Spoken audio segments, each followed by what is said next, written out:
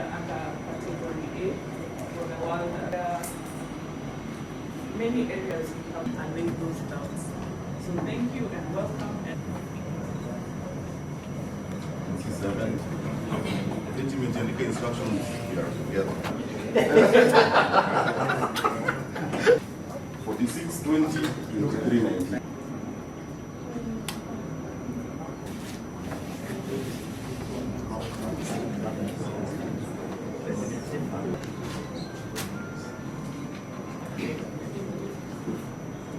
Close those gaps in terms of feeding.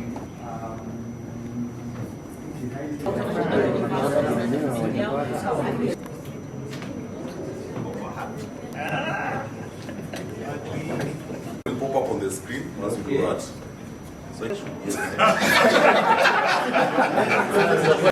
they might not understand with the language that we use. Probably a guideline on to male and female organs. So if we don't observe where you're in then it means the federation knows everything that is. So all these people are Wakwapondani. And then to because if a federation can allow me and Mike to do something, it means Kimboi has a baby.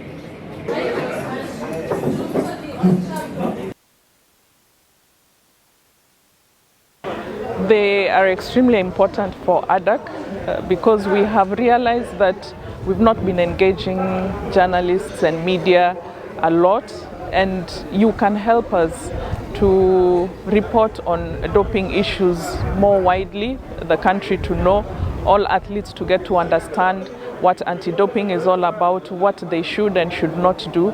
So for us it's a very important engagement, and we hope that after this session we'll come up with a way forward on how to do reporting on anti-doping matters.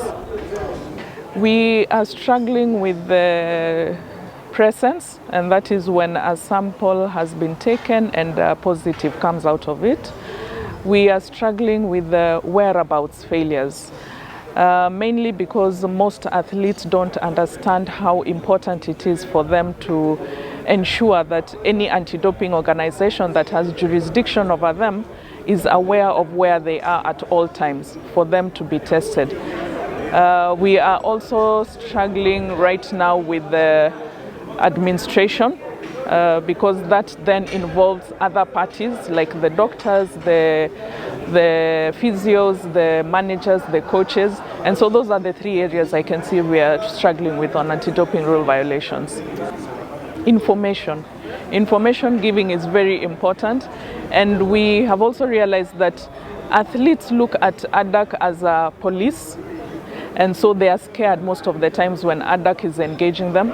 But journalists have a very good rapport with athletes, and therefore any information we give the journalists will be able to get out there for the athletes to sit back and understand that it is very important for them to know and understand the anti-doping rule violations, so that they can be able to make informed decisions when they are going into sports.